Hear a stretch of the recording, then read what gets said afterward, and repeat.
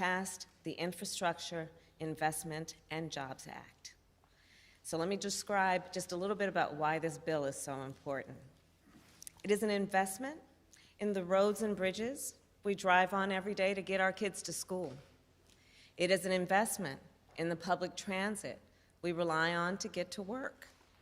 It will mean people in our nation won't have to drink water from lead pipes or go to a fast food parking lot to get high-speed internet. This bill will also establish a national network of electric vehicle chargers that the President has been fighting for a long time, and build toward a national fleet of electric school buses. And the way I see it, an investment in infrastructure, it provides people with what they need to get where they need to go. This bill that passed the Senate today gives people what they need to get where they need to go.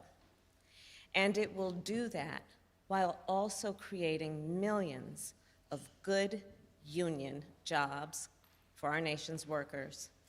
It will do that while also helping our nation's businesses compete worldwide. And so just so we are clear, we are not going to raise middle-class taxes to pay for it, because that's what the President promised, and that is what we must deliver.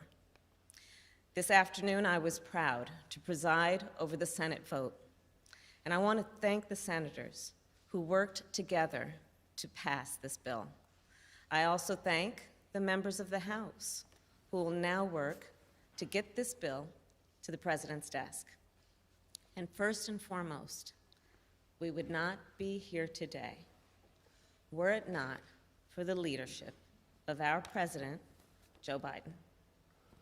Mr. President, from the very start, you welcomed ideas. You welcomed debate. You welcomed Democrats and independents and Republicans to meet with us in the Oval Office. In those meetings, I watched as you listened. In those meetings, you deliberated. You were determined to bring all sides together and to deliver real results for the people of our nation. And I know that even after this vote, our work will not stop. Even when you sign the bill into law, our work will not stop. We will never stop working on behalf of the American people. So thank you, Mr. President. Thank you, thank you.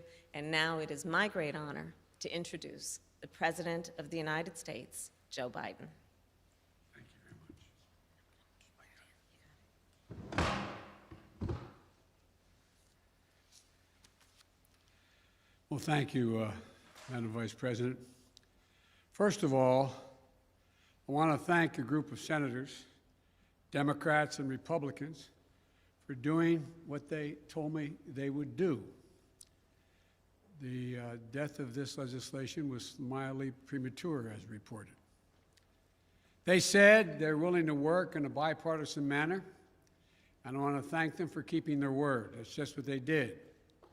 After years and years of infrastructure week, we're on the cusp of an infrastructure decade that I truly believe will transform America.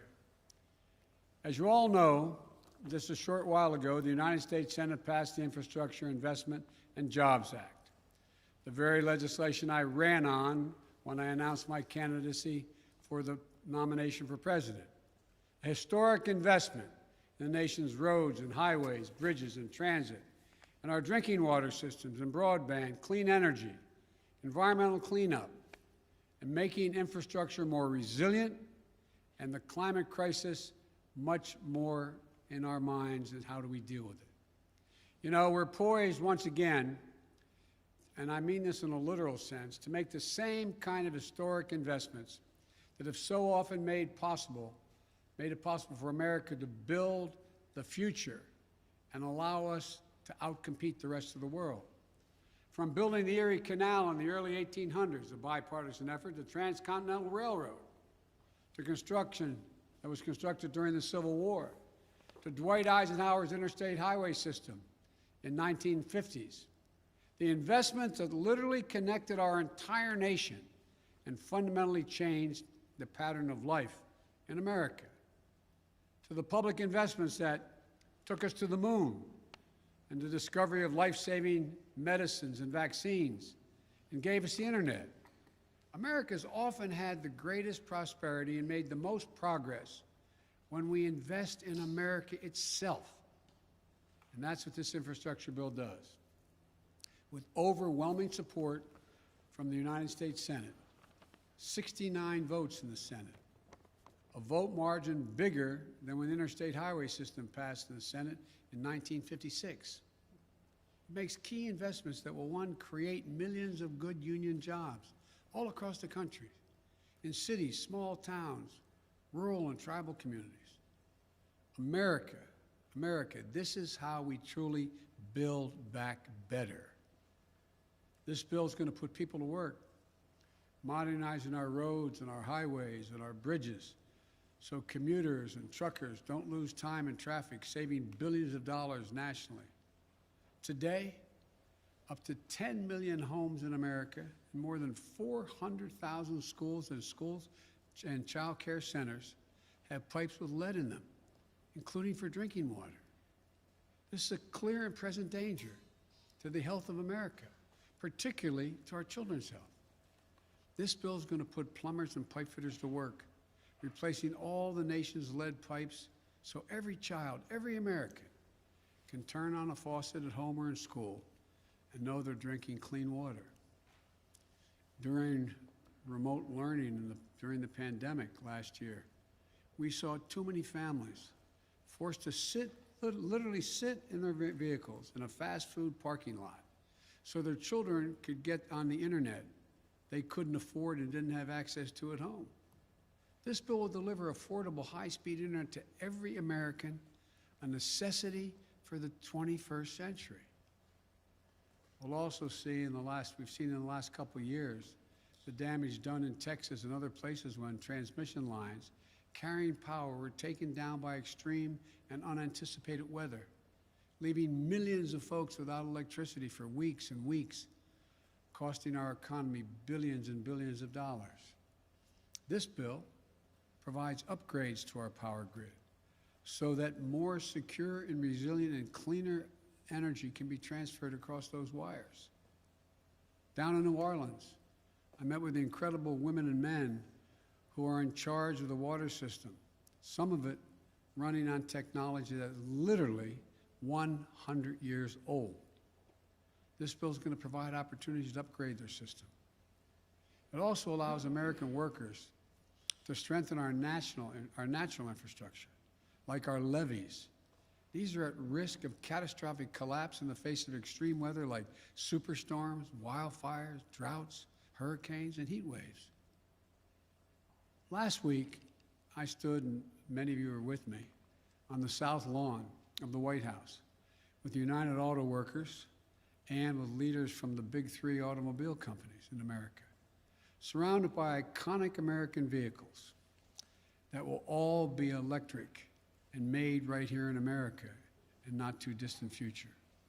This bill is also going to put IBEW workers, electrical workers, to work installing a truly national network of electric vehicle charging stations that will transform the way we travel and move commerce. And by the way, around those charging stations, you'll see, just like around we put in gas stations on interstate highways, you'll see other industries build up.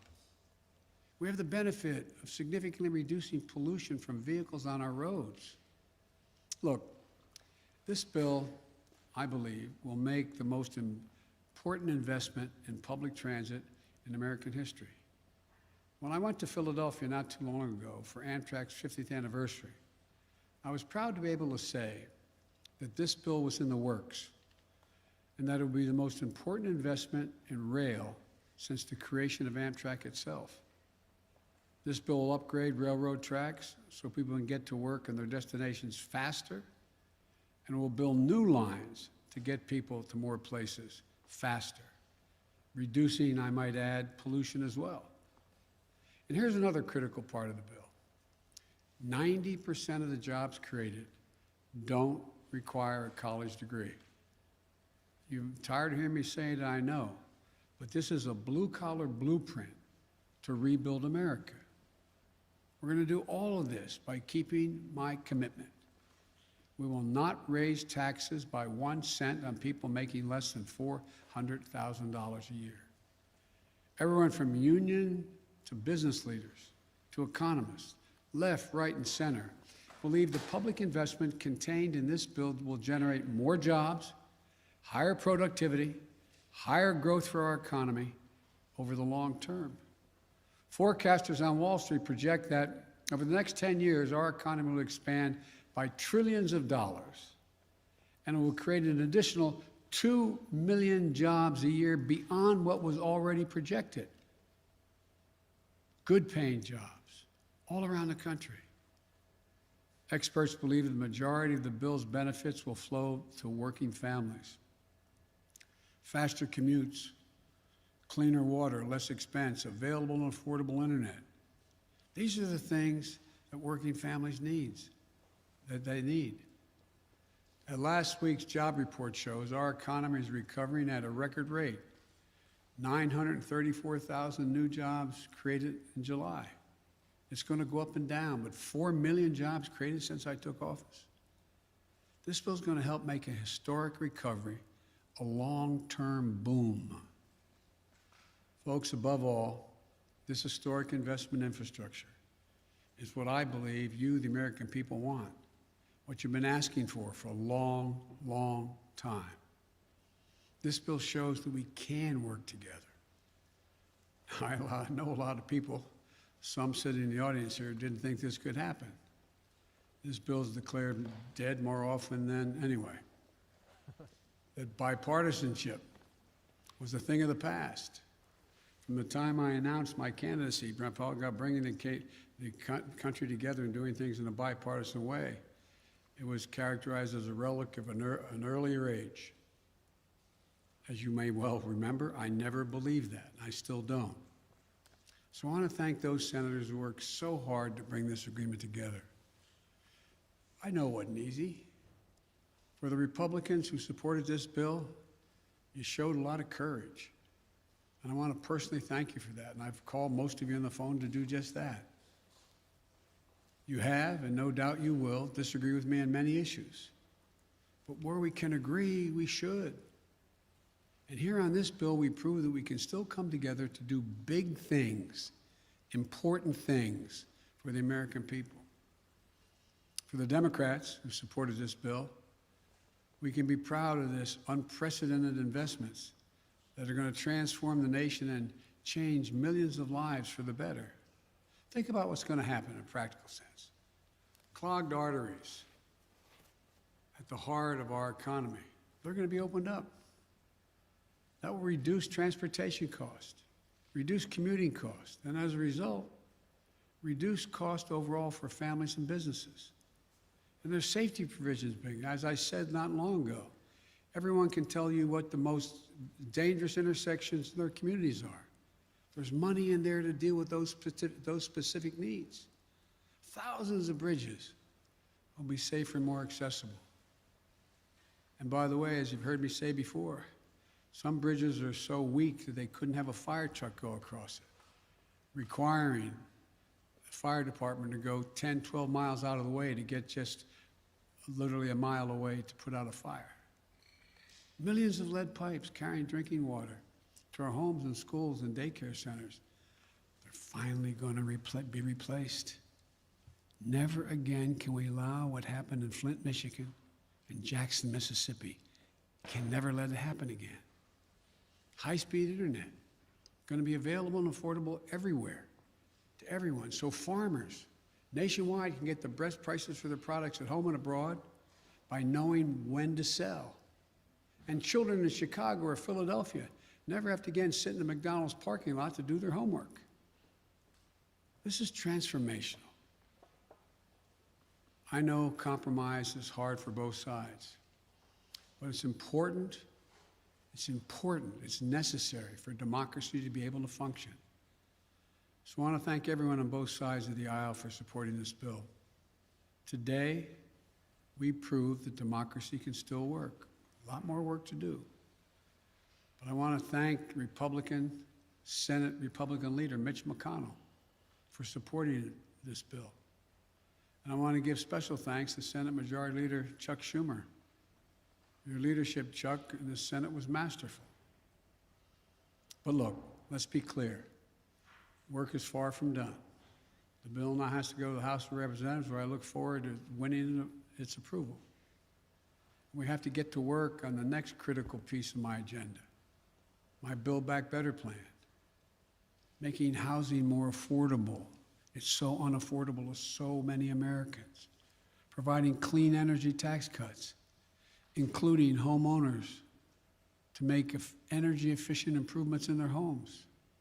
Bringing down the cost of prescription drugs, making elder care more affordable, and continue to give middle-class families and children a tax break, a tax cut, the one they're receiving now, well-deserved child care and health care that gives them just a little bit of breathing room.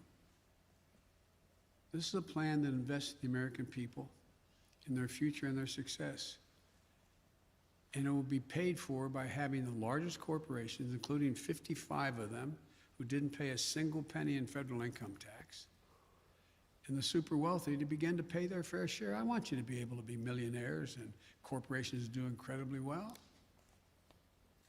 But this isn't going to change anything for you. You'll still have your 3 homes, you'll still have whatever you need, and corporations will continue to do well. I have more to say about this later as the Senate continues to work. But today, I'm happy to mark this significant milestone on the road toward making what we all know are long overdue, much needed investments in basic, hard infrastructure of this nation. I truly believe that this bill proves the voice of the people will be heard, and we can all come together to make a difference in people's lives. As you heard me say it before, and I apologize for repeating it, but there are no Republican bridges or Democratic roads. This is a moment that lives beyond the headlines, beyond partisan sound bites, beyond the culture of instant outrage, disinformation, and conflict as entertainment. This is about us doing the real hard work of governing. This is about democracy delivering for the people. This is about winning the future. It's about doing our job. This is about building an economy from the bottom up and the middle out, giving everyone a decent chance at a decent life. And by the way, when the bottom and middle do well, the wealthy do very, very well. Nobody gets hurt. This is what I call governing and government doing its job, ensuring everybody's better off. As I've said many times, and I'll say it again today, we are the United States of America. And there's nothing we can't do if we do it together. So thank you. God bless you all, and may God protect our troops. Mr. President, your reaction to the Darlene of AP. Darlene, AP. Yes, thank you. What is your reaction to Governor Cuomo's his announcement that he's stepping down? You called on him to resign. Did you think he would? I respect the governor's decision, and I respect the decision he made. Mr. President, how concerned are you right now about children in schools, given that 94% of children, many of them unable to get vaccinated because they're too young, have now tested positive? What are your concerns, and how concerned are you that schools will not be able to stay open as you've asked for? My concerns are deep, and I'm very concerned. And we all know why. Look, I understand that there are millions of people who decided, adults, who decided not to get vaccinated. And I understand that to badger those folks is not likely to get them to move and get vaccinated. But I also understand that the reason children are becoming infected is because in most cases they live in low vaccination rate states and communities. and they're getting it from unvaccinated adults. That's what's happening. And so my plea is that for those who are not vaccinated, think about it. God willing, the FDA is going to be coming out in a reasonable time frame to say this vaccine is totally safe. We've seen millions of doses around the world, 1 billion doses already, and we know how it's transmitted. And one of the things that I find a little disingenuous, when I suggest that people in zones where there is a high risk wear the mask like you all are doing, I'm told that government should get out of the way and not do that. They don't have authority to do that. And I find it interesting that some of the very people who are saying that, who hold government positions, are people who are threatening that if a school teacher asks a student if they've been vaccinated, or if a principal says that everyone in my school should wear a mask, or the school board votes for it, that governor will nullify that. That governor has the authority to say you can't do that. I find that totally counterintuitive and, quite frankly, disingenuous. Do you have presidential powers to intervene in states like Texas and Florida where they are banning mask mandates? I don't believe that I do thus far. We're checking that. But there are on federal workforce I can. And I think that people should understand, seeing little kids, 4, 5, 6 years old, in hospitals on ventilators, and some of them passing, not many, but some of them passing. It's almost, it's just, well, I should not characterize it beyond that. On Andrew Cuomo, his resignation, what impact, as the head of the party, what impact does his resignation have on the Democratic Party? I think the impact is all on Andrew Cuomo and his decision to make that judgment, and I respect his decision. On Afghanistan, in just the last few days, multiple cities in Afghanistan have fallen to the Taliban. There's irrefutable evidence that a vast majority of those Afghan forces cannot hold ground there. Has your current plan to withdraw U.S. troops changed at all? No. Look, we spent over $1 trillion over 20 years. We trained and equipped with modern equipment over 300,000 Afghan forces. And Afghan leaders have to come together. We lost death and injury, thousands of American personnel. They've got to fight for themselves, fight for their nation. The United States, I'll insist we continue to keep the commitments we made of providing close air support, making sure that their Air Force functions and is operable, resupplying their forces with food and equipment, and paying all their salaries. But they've got to want to fight. They have outnumbered the Taliban, and I'm getting daily briefings. I think there is still a possibility. You have a significant new Secretary of Defense, our equivalent of Secretary of Defense in Afghanistan, Bushmullah Khan, who's a serious fighter. I think they're beginning to realize they've got to come together politically at the top, but we're going to continue to keep our commitment. But I do not regret my decision. To this side, yes, ma'am. Mr. President, on the issue of the infrastructure bill and the work that you have ahead of you now, are you concerned that are you confident that you have the support of all the Democrats on board to get this $3.5 trillion package through? I keep asking you that. I know you do. My mother would say, God love you, dear. Look, I have, as I said, and I'm not referring to you in particular, just overall. I was going over some of the quotes from the moment that I got elected, how my plan was dead. It's the exact same plan I ran on. We'll see. I continue to be an optimist. As I told you, I was once referred to by a Doc is a congenital optimist. I think that we can get a significant portion of the, if not all, of the reconciliation bill, the budget, they're having the vote-a-thon now. I think over the next month, which is the way it's going to work, they vote on all these amendments, and then they get to the business of seeing how they can make it work and then come back.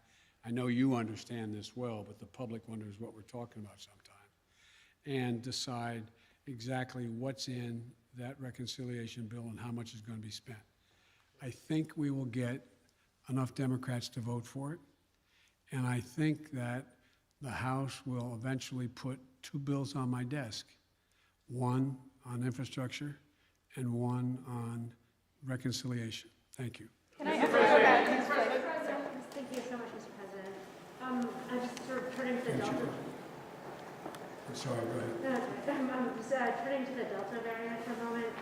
I wanted to see if, in retrospect, you think your administration put enough mitigation measures in place early enough, and whether you should have perhaps heeded some of the lessons from other countries that had data as early as May and June about how the variant spread. No, we knew how the variant spread, and we know the vaccines prevent the spread. So it's like, you know, a lot of countries didn't have the vaccines that we were able to put together to make sure every single American, we have over 600 million doses of vaccine for Americans. And we've exported over 500 million, we will over 500 million.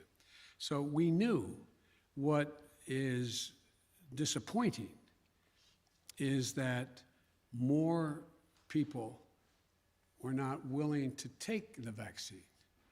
We've done everything in our power. Well, I shouldn't say there's probably more. We will do more.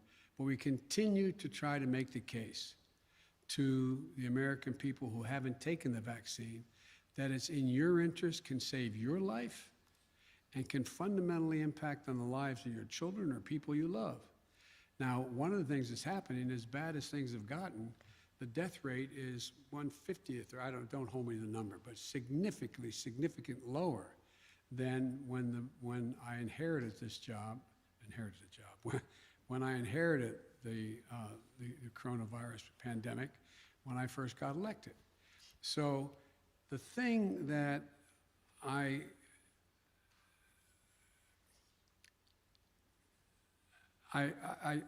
continue to hope that people will overcome their fears, because their fears are based on, some are just as a political statement, but very few. I think most people are worried, and that's why I'm hoping that the FDA will say that we permanently approve of these vaccines, because we have enough for everyone. And I'm hoping that as people realize, and it is picking up, vaccines are picking up, but not at the rate they were before. Remember, I was setting up, stadiums, sports stadiums, and we're doing thousands of vaccines a day. And I wish I could have thought of something beyond what we've thought of that make everybody want to get the vaccine, but that hadn't been the case. Now, at a federal level, what I'm going to be doing is making sure that they understand that I do have authority to say, if you're going to come into this building, into a federal building, that you have to have been vaccinated or show that, or be wearing a mask. And I think that I'm going to use, and I anticipate that it's probable that the Defense Department will, as they put in place all the mechanisms needed to be able to, in fact, impose or initiate a mandate for all the regular forces and reserves to get vaccinated. But I continue to be hopeful. You see, I had I had a talk with Governor Asa Hutchinson, who said he made a mistake.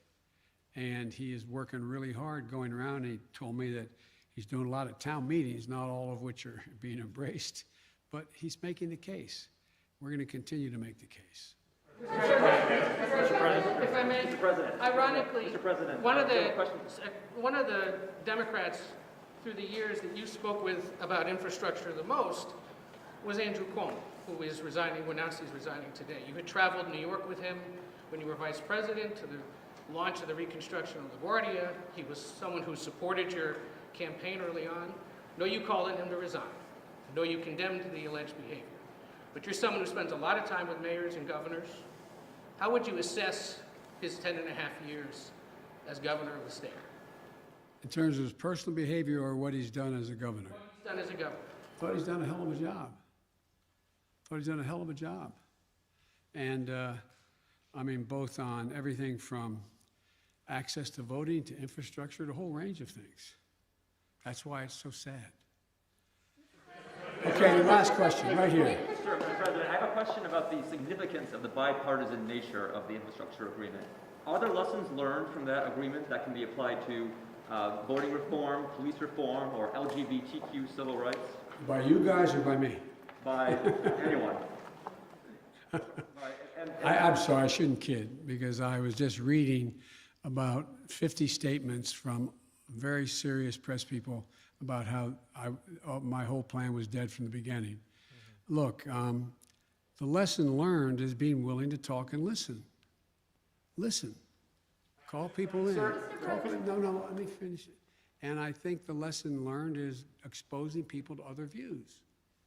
And so that's why, from the beginning, on all the subjects you raised, I've sat with people and listened to their positions, some in agreement with where I'm in, some in disagreement. And so I think it's a matter of listening. It's part of democracy. Thank you all so very much. Sir, why have you not named an FDA commissioner, sir? To this point? He's leaving in 14 I'm not going days. to comment any more on Andrew Cuomo. FDA, you haven't named an FDA commissioner? Why have you not named an FDA commissioner, sir? Say again? You haven't named an FDA commissioner yet. I was wondering why you haven't found or named a permanent FDA commissioner yet. We're working on that very hard to make sure we get it passed. Yes. Question for you on Would you like to infrastructure, but see can I quickly follow up on your comment on Governor Cuomo? Can you really say that he has done a quote hell of a job if he's accused of sexually harassing Now women? look, you asked two on different the questions. job? I asked the substantive, should he remain as governor, is one question. And women should be believed when they make accusations that are able to, on the face of them, make sense and investigate it. They're investigated, and the judgment was made that what they said was correct. That's one thing. The question is, did he do a good job on infrastructure? That was the question. He did. The question was, how did he do as a governor? No, He's the accused of question sexually was, harassing. correct me if I'm wrong. Well, how was he as a governor generally? Was the Outside of his governor personal generally, behavior. obviously, Outside of his personal behavior. outside of his personal behavior? But Okay. can you separate the two? Since it No, was I'm all- not. I was asked a specific question. Okay. I'm trying to answer specifically. What do you want to ask me specifically? Well, I'd like to ask you about infrastructure as well. Given that you have said this is such an urgent bill that needs to be passed, why not have the House take it up immediately for a vote? We'll get it done. I'll get both. Thank you. Mr. President, would you like to see the FDA speed up approval of the coronavirus vaccine?